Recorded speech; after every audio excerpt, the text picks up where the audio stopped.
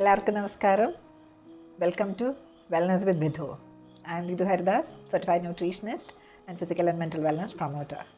നമ്മൾ കഴിഞ്ഞ വീഡിയോയിൽ കണ്ടായിരുന്നു, വെൽനസ്സിനെ ബേസ് ചെയ്ത് നമ്മൾ സംസാരിച്ചു. എന്തിനാണ് വെൽനസ്സിൻ്റെ ഒരു കൺസെപ്റ്റ് നമ്മൾ സംസാരിച്ചപ്പോൾ നമ്മൾ ഓരോരുത്തരും അസുഖത്തിലേക്ക് പോണതിൻ്റെ കാരണം നമ്മുടെ ന്യൂട്രിയൻ ഡെഫിഷ്യൻസിയാണെന്ന് പറഞ്ഞു. യു ആർ നോട്ട് സിക്ക്, യു ആർ ഇൻ ഡെഫിസിറ്റ് എന്നുള്ളൊരു വാക്ക് നമ്മൾ മനസ്സിലാക്കി.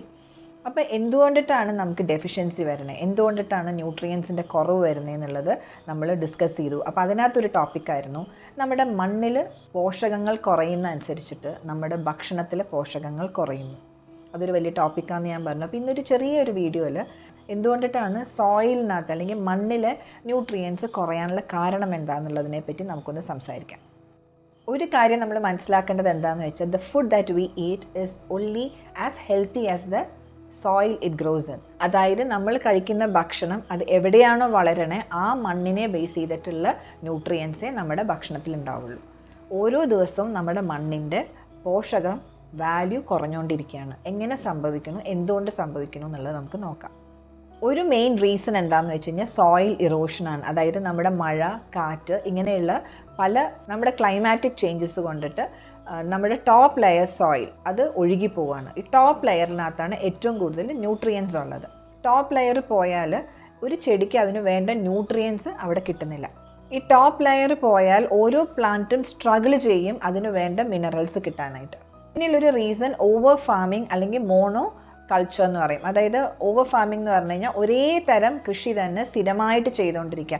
അങ്ങനെ വരുമ്പോൾ ചില കൃഷി ചെയ്യുമ്പോൾ ചില പെർട്ടിക്കുലർ ന്യൂട്രിയൻസിനെ കൂടുതലായിട്ട് വലിച്ചെടുക്കും. അപ്പം എന്ന് വെച്ചാൽ ആ ഒരു ഏരിയയിലെ മണ്ണിൽ നിന്ന് ആ ഒരു പെർട്ടിക്കുലർ ന്യൂട്രിയൻറ്റ് കുറഞ്ഞുകൊണ്ടിരിക്കുക. കാരണം സ്ഥിരമായിട്ട് അതിനെ എടുത്തുകൊണ്ടിരിക്കുന്നുണ്ട്. ഫോർ എക്സാമ്പിൾ പറഞ്ഞാൽ നമ്മൾ ചോളം അല്ലെങ്കിൽ കോൺ വെക്കുന്ന സമയത്ത് കോണിന് നൈട്രജൻ നല്ലോണം വലിച്ചെടുക്കും. അപ്പോൾ സ്ഥിരമായിട്ട് ആ ഒരു ഏരിയയിലുള്ള മണ്ണിൽ നിന്ന് നൈട്രജൻ വലിച്ചെടുക്കുമ്പോൾ സ്ഥിരമായിട്ട് തന്നെ കോൺ നട്ടുകൊണ്ടിരിക്കുമ്പോൾ അല്ലെങ്കിൽ കോണിൻ്റെ കൃഷി ചെയ്തുകൊണ്ടിരിക്കുമ്പോൾ, ചോളത്തിൻ്റെ കൃഷി ചെയ്തുകൊണ്ടിരിക്കുമ്പോൾ ആ മണ്ണിലെ നൈട്രജൻ്റെ ലെവൽ കുറഞ്ഞു പൊയ്ക്കൊണ്ടിരിക്കുക. എന്താണെന്ന് വെച്ച് കഴിഞ്ഞാൽ മാറി മാറി പല വിളവ് എടുത്താൽ, പല രീതിയിലുള്ള കൾട്ടിവേഷൻ ചെയ്ത് കഴിഞ്ഞാൽ ഈ ഇങ്ങനെയുള്ളൊരു ന്യൂട്രീഷൻ ഡെഫിഷ്യൻസി നമ്മുടെ മണ്ണിൽ വരുന്നില്ല. പിന്നത്തെ ഒരു റീസൺ എക്സസ് ആയിട്ടുള്ള കെമിക്കൽ യൂസേജ്. അതായത് കെമിക്കൽസ് നമ്മൾ യൂസ് ചെയ്യുമ്പോൾ നട്ടുന്ന ഈൽഡ് ഉണ്ടാവും, നല്ലതാണ്. പക്ഷേ അത് മണ്ണിനെ നശിപ്പിക്കുക എന്നുള്ളത് നാച്ചുറൽ സോയിലിനെ അത് ഡാമേജ് ചെയ്യാണ്. നാച്ചുറൽ ആയിട്ടുള്ള സോയിലെ മൈക്രോബ്സ്, ഈ മൈക്രോബ്സാണ് റീസൈക്കിൾ ചെയ്യണ സോയിലിനെ, ന്യൂട്രിയൻസിനെ തിരിച്ചു കൊണ്ടുവരാൻ ഹെൽപ്പ് ചെയ്യണ ഈ മൈക്രോബ്സിനെ നശിപ്പിക്കുകയാണ്. പിന്നത്തെ ഒരു റീസൺ എന്താണെന്ന് വെച്ചാൽ, ഒരു കൃഷി കഴിഞ്ഞാൽ അതിനകത്തുനിന്ന് വരുന്ന വേസ്റ്റ് അവിടെ തന്നെ കമ്പോസ്റ്റായിട്ട് യൂസ് ചെയ്യും. അപ്പോൾ എന്ന് വെച്ച് കഴിഞ്ഞാൽ തിരിച്ച് മണ്ണിലേക്ക് അത് അലിഞ്ഞു ചേർന്ന് മണ്ണിലുള്ള ന്യൂട്രിയൻസിനെ കൂട്ടിക്കൊണ്ടുവരാനായിട്ട് സഹായിക്കും. പക്ഷെ പലപ്പോഴും ഇപ്പോൾ ഈ ബാക്കി വരുന്ന ഈ ഓരോ ക്രോപ്പിൻ്റെ ഹാർവെസ്റ്റ് കഴിഞ്ഞിട്ട് വരുന്ന വേസ്റ്റിനെ അവിടെ ഇട്ട് കത്തിക്കുകയാണ് ഫാമേഴ്സ് ചെയ്യണം. അപ്പോൾ ഈ കത്തിക്കുന്ന ഒരു പ്രോസസ്സിനകത്ത് ഈ വേണ്ട ആ ഒരു ന്യൂട്രിയൻസിനെ തിരിച്ച് സോയിലിലേക്ക് കൊടുക്കണ ആ പ്രക്രിയ അവിടെ നിന്നു പോണു. അവിടെ ലൈഫ് ആൻഡ് നറിഷ്മെൻറ്റ് ലൂസ് ചെയ്യാണ് സോയിലിൻ്റെ. അതേപോലെ ക്ലൈമാറ്റിക് ചേഞ്ചസ് വരുമ്പോൾ മഴ, വരൾച്ച, ഇതെല്ലാം നമുക്ക് നമ്മുടെ സോയിലിനെ പല രീതിയിൽ എഫക്റ്റഡ് ആവണതാണ്. മഴ കൂടി ഫ്ലഡ് വരുമ്പോൾ മേൽമണ്ണ് ഒലിച്ചു പോയിട്ട് ന്യൂട്രിയൻസ് ഒലിച്ചു പോകണു. അതേപോലെ വരൾച്ച വരുമ്പോഴും നമ്മുടെ മണ്ണിൻ്റെ ന്യൂട്രിയൻസിനെ ഇല്ലാണ്ടാക്കുന്നു. അപ്പോൾ ശരിക്കും പറഞ്ഞാൽ ഒരു ഹെൽത്തി സോയിൽ എന്ന് പറയുന്നത് നമ്മുടെ ഹെൽത്തി ഫുഡല്ലേ അല്ലേ? അപ്പം നമ്മുടെ ഈ പ്രകൃതിയെ, നമ്മുടെ മണ്ണിനെ നമ്മൾ സംരക്ഷിക്കുക എന്നുള്ളൊരു ഉത്തരവാദിത്വം നമുക്ക് എല്ലാവർക്കും ഇല്ലേ?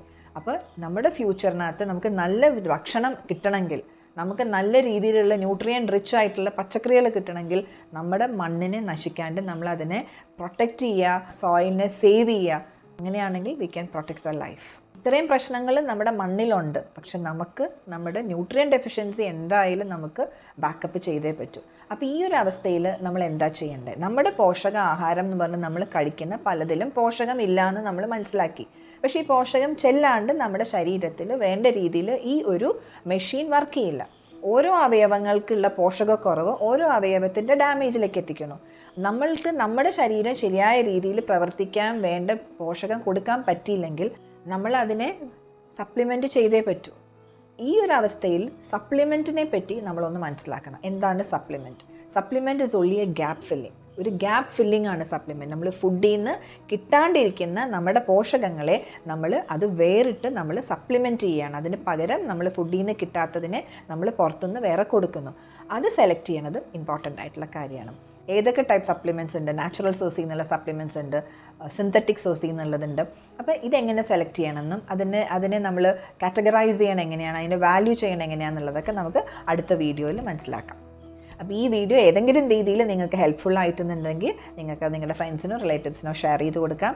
പുതിയ എൻ്റെ ഫ്രണ്ട്സിനോട് പറയുന്നു, നിങ്ങൾക്കിത് ഏതെങ്കിലും രീതിയിൽ ഗുണപ്പെട്ടു എന്ന് തോന്നിയാൽ മാത്രം you can subscribe my channel and wait for my next video. Thank U.